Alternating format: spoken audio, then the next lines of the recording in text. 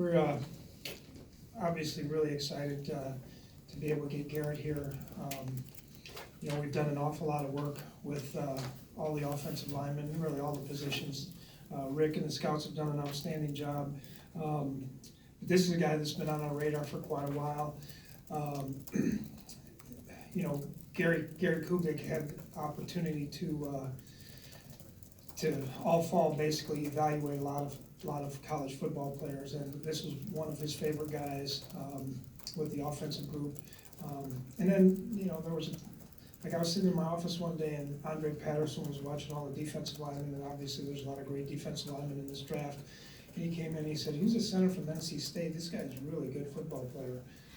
And so, that even intrigued me more because, the way he was playing against these top-level defensive linemen in the ACC. He started as a guard as a sophomore, started at center his junior and senior year. Was very, very athletic, very smart, very tough, and got great balance. So, we're excited to have him. Is he center? Is he a guard? I don't know. We'll have to line them all up and see. We're just trying to accumulate the best players that we can get, line them up, and we'll figure it all out when we go. But they have the athletic skill set that we're looking for with the type of offense that we're going to run. Mike, were you surprised to see him at 18? Do you think he might have gone earlier? Well, we were nervous as it came down in there. We're getting down, and there's obviously you got a pecking order and some guys that you like, but we were sweating it out there at the end. Yeah. How much do you think that run on defensive linemen coming out of the top 10 affected where you were able to get him at? I don't know. I'm glad the quarterbacks went. And then there was a couple defensive guys, but you look, there hasn't been a corner taken yet. Typically there's 5 or 6 of them taken. I was trying to get one,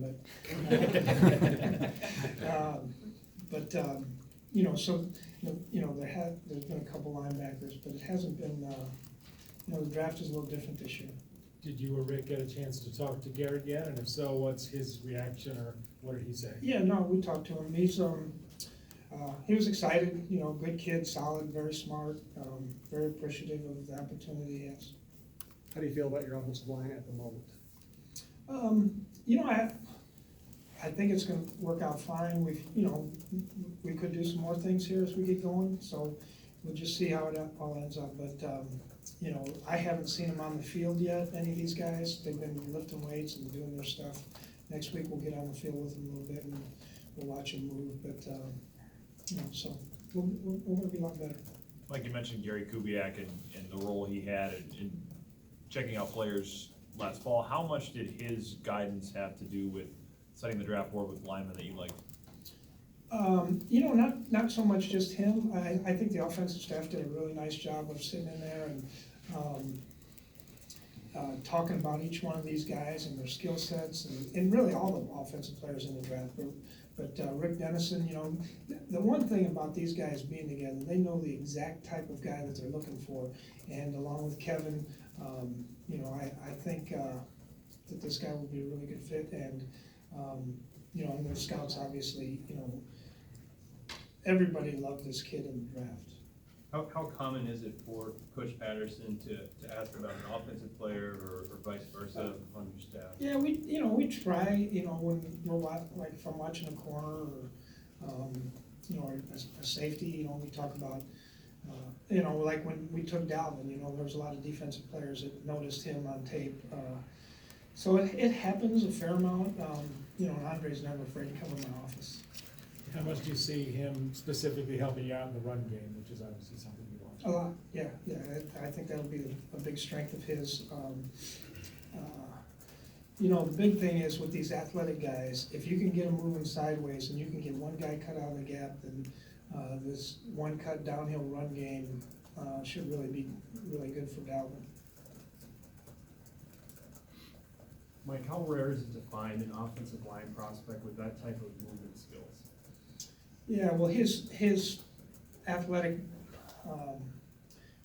traits in the 40-yard dash, the short shuttle, all the things that show the quickness and speed and athletic ability are,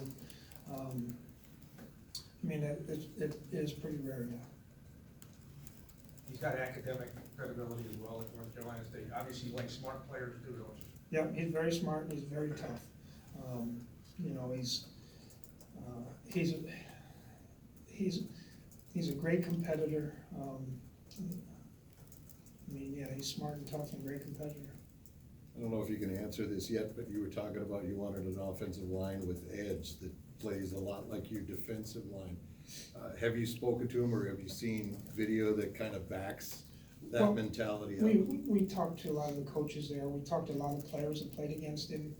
You know, that's part of the process. Every guy that we bring in the room, we ask him, you know, who was the best guy you played against, you know, what was he like when he was on the field, all different things. Talk to the coach, talk to the strength coach, talk to the academic people. We talk to everybody. So the scouts do a lot of legwork, and so that's part of the process as well. Addressing a key need like this, would you be more apt than maybe to go to defense tomorrow with at least one of those picks?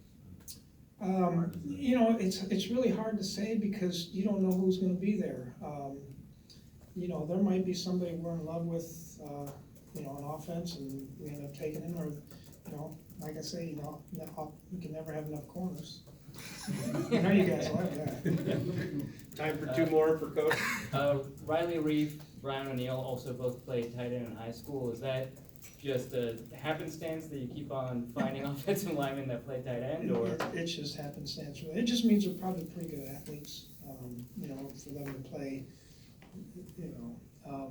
Most of the time, defensive linemen go to offensive line, but if you get tight ends, they're typically a little more athletic.